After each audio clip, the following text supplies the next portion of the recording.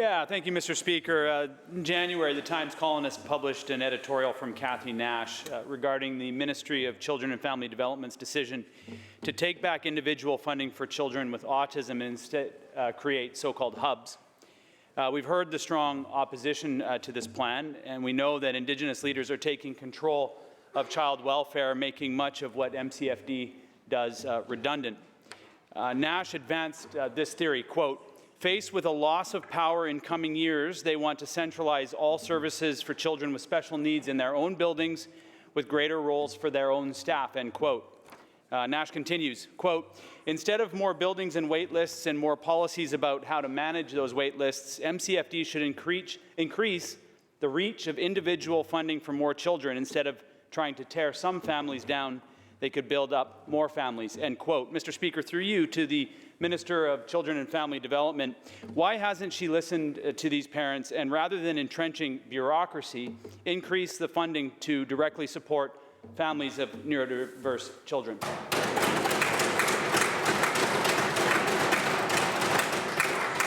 Minister of Children and Family Development.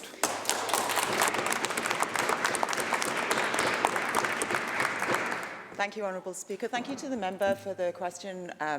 I would like to take this opportunity to make sure that everybody is aware that the new services in the new system that's going to be delivered provincially to support all children and youth with support needs is going to be delivered by community agencies, agencies who know their community and who know how to deliver services to families in their communities. Honourable Speaker, Members, please. Budget 2022 signalled the first step in moving towards this new system with an investment of $172 million over the next 3 years so that we can lay the groundwork for building this really important system to serve British Columbia's vulnerable children and youth. Member for Saanich North End Island, supplemental. Classic response to child welfare in this province is to find a broken plan from somewhere else and try it here to see if we can make it work. The new plan to grow the Ministry of Children and Families won't be in place until 2025, Mr. Speaker. There are a lot of concerns about a lack of clarity on the plan. It seems like this ministry hasn't mapped out how the system works and is instead leaving families in the dark, Mr. Speaker. In other jurisdictions who've moved to family hubs model, they've done it as a way to keep costs down. Julia Boyle, the Executive Director of Autism BC, said, quote, "One only needs to look at Ontario, where Social Services Minister Todd Smith recently announced their hub-based model failed, and they need to go back and redesign their approach.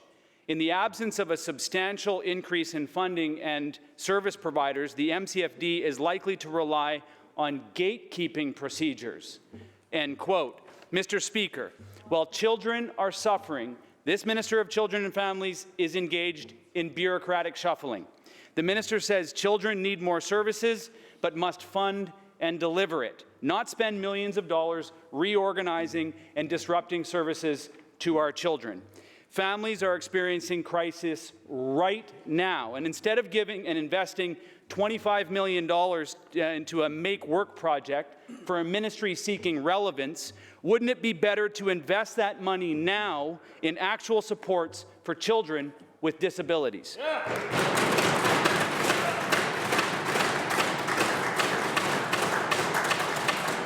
Minister. Oh, thank you, Honourable Speaker. Honourable Speaker, every year since we formed government in 2017, our government has made choices and invested more funding into the Ministry of Children and Family Development. In fact, Budget 2022 included an historic first-time investment in a cross-government system of supports for young people leaving the system of government care.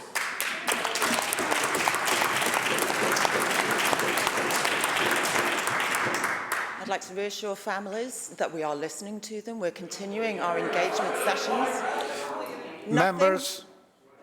Nothing is changing immediately, Honourable Speaker. We're investing in early implementation areas and will continue working with service providers and community agencies as we make that transformation. We are a different government here in British Columbia. We listen to British Columbian families Our values are to make the choices of investing in children and youth. Our government makes the choices of investing in families, unlike other governments and unlike the other side when they were in government.